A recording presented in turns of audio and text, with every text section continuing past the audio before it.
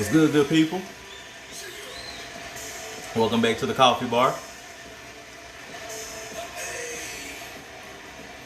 See if we can straighten this up a little bit. I know Jeezy and Gucci supposed to be having a versus battle, so had to play something from that old Jeezy. I thought I was a whole gangster out here in these streets. I had a really big shirt on and some really big glasses. I appreciate y'all for not telling me the truth about those big shirts. That was a time I like to forget. I want to be honest. That's a time I would like to forget. Long do-rags, long shirts, big pants. My wardrobe weighed me down 10 more pounds. But I do miss those days. Those are the days we used to hoop in the Garrison.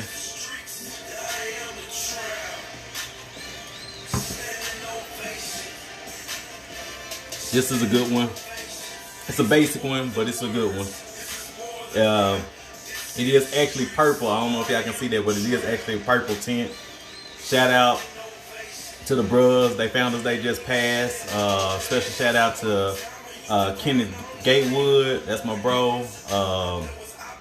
Alan Ford, Kyron Burnett, Kyle Jones. If I forgot anybody, Monzel Davis. If I forgot anybody, charges to the head, not the heart. But you know, shout out to the bros. 1911.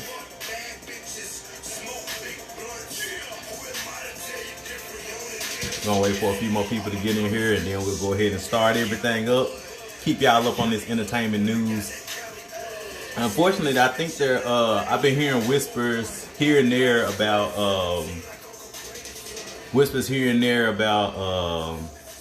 another shutdown happening. I've seen a few people going ahead and getting tissue paper on my timeline today. It's funny now, but it might not be in a few weeks. But yeah, I heard that we were supposed to be having another shutdown. I got some word from up north and also a few other places where that's supposed to be happening. So go ahead and slowly stock up on your stuff just in case. You just never know these days. And maybe the shutdown will go ahead and, you know, knock us down a lot for this COVID-19. It has not played with us as far as entertainment, as far as being able to go out. It's been interesting to say the least, and unfortunately we have lost a few people. So when, you know, y'all take it seriously, keep your mask on, wash your hands. If you don't do that already, go ahead and do that. And if you do work in an essential field, you know, my prayers go out to you, because I know you got to go to work. But we appreciate you, we really do. So COVID-19 has pushed back a lot of movies. Just to go ahead and get started, I did get some information. I want to say it was on Deadline that Wonder Woman actually may hit HBO Max and movie theaters that are going to be open in December, because it got pushed back from this fall to December, and now it may actually be pushed back into summer. I'm gonna be honest with you, I don't want to wait for this movie till summer. I don't want to wait for any more movies that have been actually pushed back. Unfortunately, we didn't get Venom 2 because of this. We did not get of course, Wonder Woman. I think the Snyder Cut would have been out sooner if it wasn't for COVID. Just a lot of movies that were pretty big that were supposed to be hitting that unfortunately have not hit yet because of COVID-19. But that's okay. It's neither here nor there. We'll be getting it soon enough, and we will move forward. Last week, if you didn't get a chance to join me on the live, go ahead and check it out. It is on my channel. Drink More Coffee. Please like, share, and subscribe.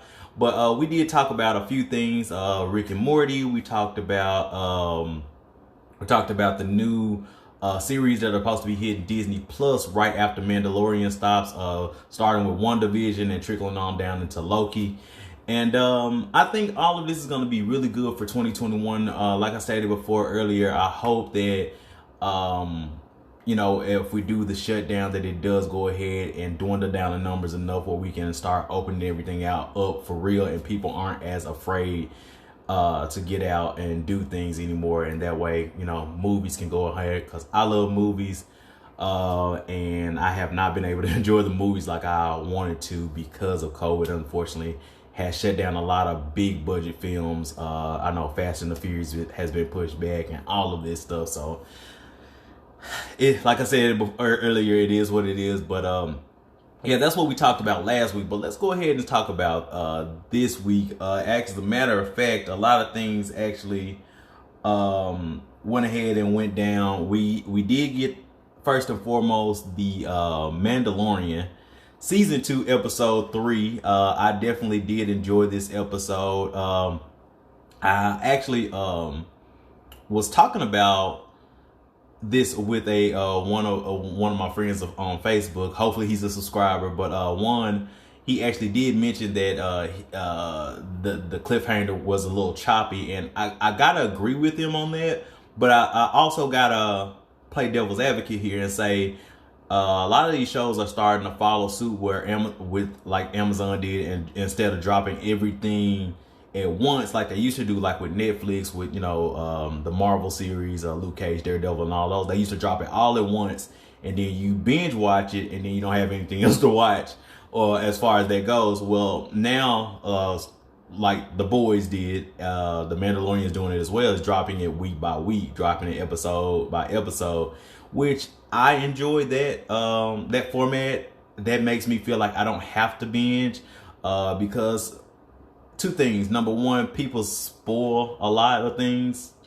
As soon as things come out, people spoil a lot on Threads, on Facebook, and, you know, it's but if you do it episode by episode, at least you have a chance to watch it with everyone else. You know, and being a streaming service, you don't have to wait for it to come out at a certain time or anything. It actually normally comes directly to Disney Plus at midnight, and you can go ahead and watch it. So I definitely enjoyed this episode. So basically, the Mandalorian does actually go ahead and land his ship with the frog lady who has the eggs. They make a few jokes that Yoda kind of eyeing the eggs, and you're thinking that he's gonna poach some more eggs, but they actually make a rocky landing, and they actually get the frog lady to her husband and her eggs. And as a matter of fact, right after that, the Mandalorian thinks he's on a little ship, and he thinks he's gonna actually go meet some more Mandalorians. But it's actually, this ship is actually setting him up, and they want to steal his armor because it's very valuable. So actually, Baby Yoda's actually kicked into this monster's mouth, and the Mandalorian jumps right in head first, doesn't even think about it. And as a matter of fact, as he's in the cage, they actually close off the cage, and they try to kill him while he's in there so they can take his armor. He's actually saved by some other Mandalorians that are in suits, and as a matter of fact, the leader of this brigade, I'll get the character's name here as my channel on my channel, but and if anybody can help me out in the live, but she actually is in Star Wars Rebels. I remember seeing her. And also, check this out, Sasha Banks, if anybody is a wrestling fan, she is actually one of the characters that actually joined the fray. They actually saved the Mandalorian and Baby Yoda, and then they asked for the Mandalorian's assistance in commandeering the ship. So the Mandalorian takes Baby Yoda to Frog Lady and her husband to keep, and he actually stays there, and they make another joke with the whole egg thing and whatnot. So the Mandalorian goes and helps these other Mandalorians, or what he thinks are Mandalorians, until they start taking off their helmets. He realizes they're from a different faction, and he's from more of the old school faction. And so they go and they commandeer this ship, who we see that is actually under the watch of Carlo Esposito's character, and it's still the Order or the Empire. Still, they still, long live the Empire. And in any case, they end up commandeering the ship, and we find out that she's actually looking for the black lightsaber. And I think that her character is going to play a bigger role coming up. The character that actually helped save the Mandalorian in the beginning of the episode. But in any case, they actually end up commandeering the ship and getting their weapons and whatnot. The Mandalorian and her have a little disagreement, but in the end, he does end up helping her because she helped him. They end up fixing the ship, and he retrieves Baby Yoda, who is actually playing with one of the frog babies that is hatched. So that's a pretty nice little turn from him eating the eggs to him actually wanting to stay with one of the babies. So and the Mandalorian denies him taking it as a pet. So in any case, it was actually a fun-filled episode, a lot of action. You did get to see the Mandalorians go ahead and fight and whatnot. So it was actually pretty nice. I actually enjoyed it myself. In any case, I would definitely check out episode 3. I can't wait to see what happens with episode 4. Again, it was pretty cool seeing Sasha Banks in there. They actually created that character just for her. So that was pretty cool. What's up, Kenya? And so that was pretty cool. So that I like I said, I did enjoy it. I do realize that they are doing a little bit choppy because they're releasing it episode by episode, and we can't just binge watch and catch everything. But like I said, it's not a bad thing. I'm enjoying the week by week drops. That way I have a little time to watch this and other things. So in any case, the next thing we had was Supernatural episode 19. The next to the last episode, yes, it was the next to the last episode, even though it seemed like it was the last episode. So long story short, Sam and Dean finally faced off against Chuck. They were upset. Chuck was making everything disappear, and he was just toying with them, man.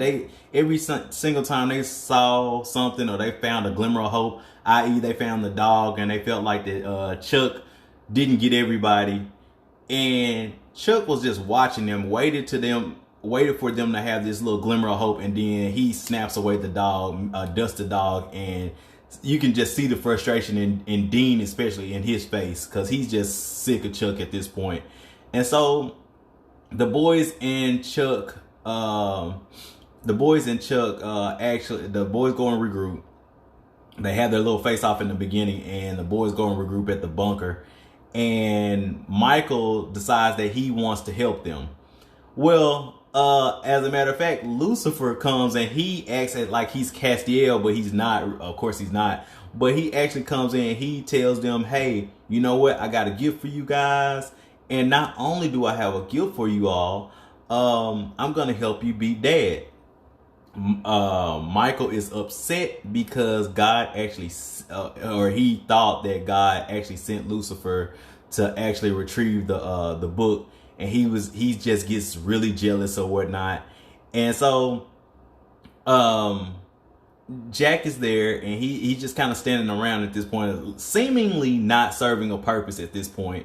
And what ends up happening here is Lucifer kills the girl that he brings with him, and he makes her the new Death, which is absolutely cool, because I told y'all in the last live, I thought that Jack was going to be the new Death, but surprise, surprise, I'll tell you what happens here in a few moments. But in any case, makes her the new Death. So the boys give her the book, the Death book. And so, and Lucifer slices the girl, and he kills her. He's like, this is for Dad, and he's doing it for Dad. I'm on Dad's side. So Lucifer actually has double crossed the boys, and then from there going forward, Michael actually blasts Lucifer. He actually completely disintegrates him. So Lucifer is completely gone. Michael defeats him in pretty easy fashion, if you ask me, for that to be the whole fight or whatnot. But he does defeat him. And so Michael, the Archangel, and the boys and Jack actually go through and they go meet up with Chuck. And Chuck is just like, man, it's whatever. And he kills Michael. He's like, it's too late for you to join my side now. You had your chance. This is not it. And he ends up just straight murdering Michael. So Michael's completely gone. Lucifer's completely gone. So it's just the boys and Chuck and Jack. As far as, but Chuck doesn't know Jack is there. So he just starts wailing on the boys. He doesn't snap them out of existence. He just starts like just beating him. And it's kind of reminiscent of when Lucifer was beating up Dean back in season 4 or 5, whenever Sam's body got taken over by Lucifer. It was kind of reminiscent of that, because they didn't stand a chance. He was breaking bones and everything, but they just kept getting up. And little did he know that Jack was behind him. And Jack walks up to him and he just starts choking him, and he absorbs all his powers. And he didn't realize what was going on. Basically, when he was beating up the boys, Jack has been absorbing. So the boys go through this Saw type flashback where they realize that Jack wasn't becoming death. He was just absorbing life, and he was absorbing power. So he got a big boost when Michael and Lucifer were in the same room fighting each other. And then after that, when God, aka Chuck, was fighting the boys, he was absorbing his power, and he became stronger than Chuck or God, and essentially becomes the new God. The boys decide, hey, we're not going to kill you. We're going to let you grow old and live the rest of your life as a human, like, you know, us that you forgot about. And so he's just struggling. He can't believe it. He's been defeated. And the boys and Jack drive off. Jack restores everybody to where they were. And he basically tells everybody, hey, I'm here if you need me, but I won't be here physically, but I will be here for you all. Basically saying I'm inside of all of you. And he disappears, and Sam and Dean are left with the victory. And it seems like the last episode, but the last episode actually comes on tomorrow. So we are on the eve of the last episode of Supernatural. I just actually had a quote unquote argument with one of my homies, and Jermaine thought it was the last episode too, but it was not. It's the next to the last episode. Tomorrow will be the last episode of Supernatural. So small tear, but it is what it is. It has to happen sooner or later. All right. So that's all I have for shows that I've watched. I pretty much finished everything off and discussed everything except for is one more show that I need to watch, and I'll get that out to y'all as soon as possible. But the next thing we're going to talk about is movies. Second.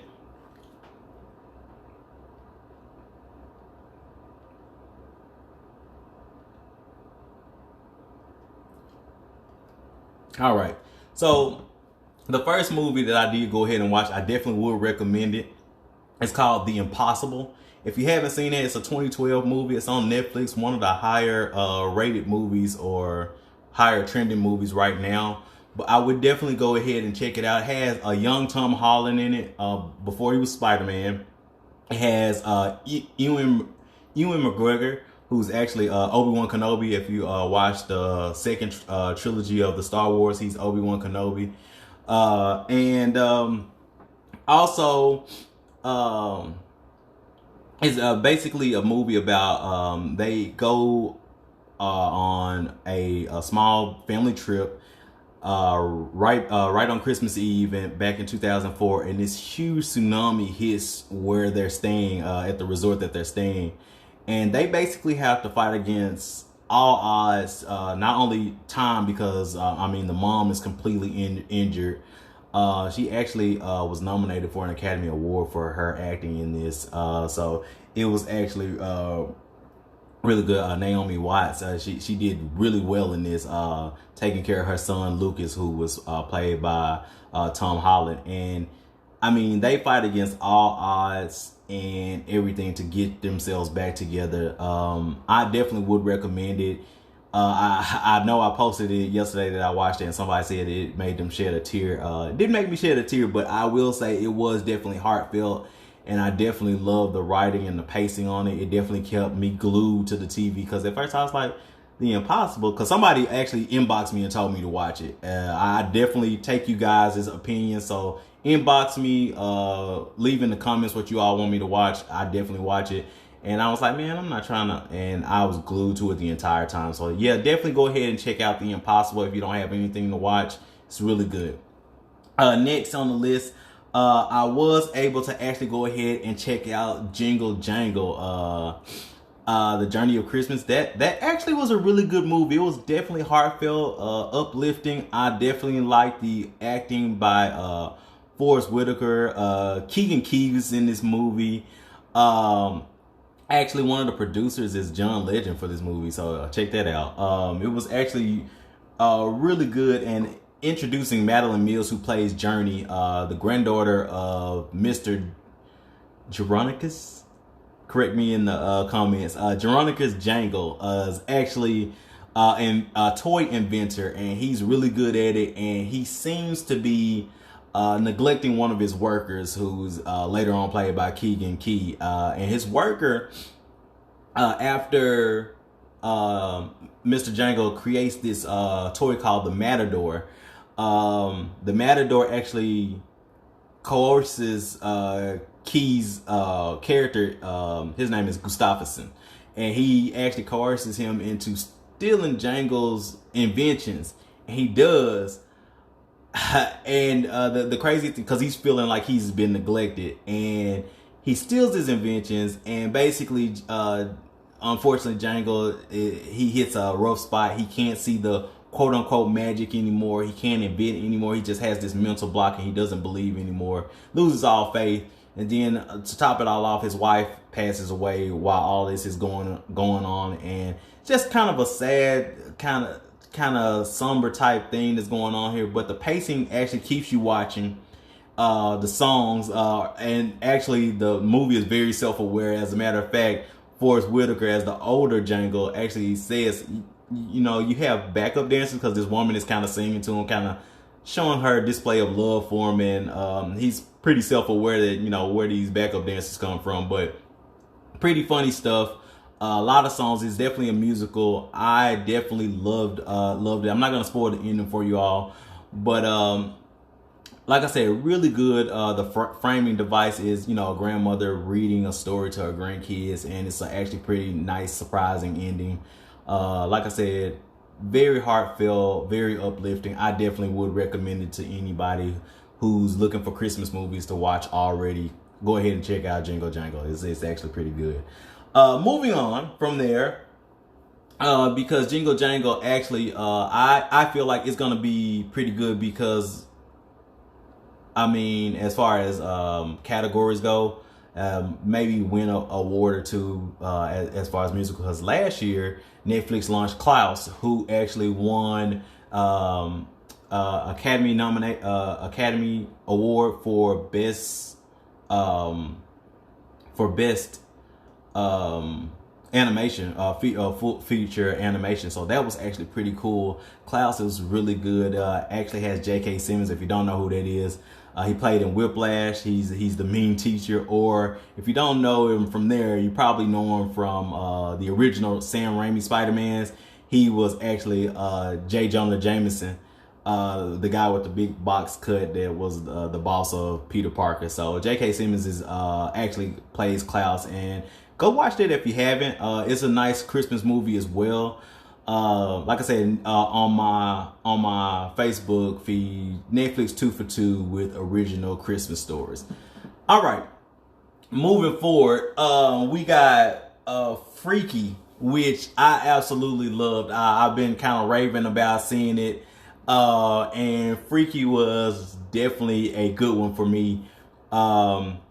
Produced by Jason Blum at Blumhouse, and y'all know I'm a Blumhouse fan. He is the guy who has his hands in everything right now that's horror related, whether it's comedy, or satire, or even like the Conjuring series, Hunt, the Conjuring series, The Hunt, The Invisible Man, the new Universal's new revival on the Monster Universe. Blum has his hands in all of that. So like I said, I definitely enjoyed it. So Freaky is about Vince Vaughn. He plays this the Blissfield Butcher. What's up, John? He from the hometown. What's up, hometown? So he plays the butcher, and he actually, in the beginning of the movie, when I tell you these kills are brutal, even though this is a kind of funny type horror film, the kills in this movie are nothing to be played with. I absolutely enjoyed the kills in this movie. So like I can tell you all this. I won't spoil the ending, but I can tell you all this. Man, what's good, John? Man, I'm hey, doing what I do, man. So yeah, yeah, he actually out the gate, Vince Vaughn, he plays a really good. I mean, if you haven't seen him play any serious roles, he can do it, even though mostly he's a funny guy.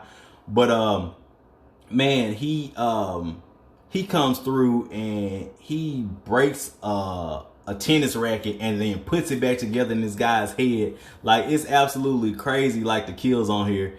And so he steals this dagger and he goes to actually kill his next victim, which is the main character,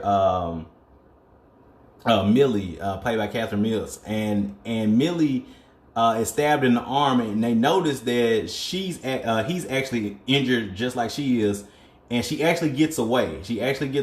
And in the morning they actually switch. They actually end up switching bodies, and what ends up happening is the twist on it is now the girl Millie that's in the butcher's body trying to get her friends to realize that it's her. It's hard because he's a wanted man at this point. And then now that the butcher is in her body, she's free to kill whoever. And Vince Vaughn and the actress that plays Millie, they both play really good parts in this. I love the way she changes from just this insecure girl to this guy who's just walking, and well, I guess she's still a girl, but you all know what I'm saying. He's her and she's him, and she's just walking through, and she is just so confident now. She's changed her wardrobe, and it's just a completely different person. And for them both to play completely different people, because now you have this 6 foot tall, 6 foot something guy walking around acting like a insecure girl, and it's absolutely hilarious in that point. But like I said, the kills are crazy. Like, in the middle of the movie, this teacher has always given the girl Millie a hard time, and what she ends up doing as the butcher is she attacks him in the woodwork room, and she ends up pushing his head through the table blade saw and like sawing him in half, and the gore and guts and everything shows. And it's, like I say, it's absolutely crazy. He like freezes this girl in the cryogen thing, and like I said, the kills are absolutely awesome in this movie. The humor is funny. I watched it twice already. I'll wait till it comes out on video on demand to catch it again. But when I tell you the movie is absolutely hilarious and the gore is worth it, I would definitely say check out Freaky if you haven't already, with Vince Vaughn and Blumhouse. I absolutely. What's up, Jensen? I absolutely love it. And then the musical score is actually made by Bear McCreary. If you don't know who that is, he does a lot of nice scores. He actually did the nice score for the new Child's Play remix. He did so well on it. They actually had like a cut scene. He actually had a cut scene on the DVD special, so it was actually pretty cool. Now, speaking of Child's Play, I just want to tap into something real quick at the end of the show here today.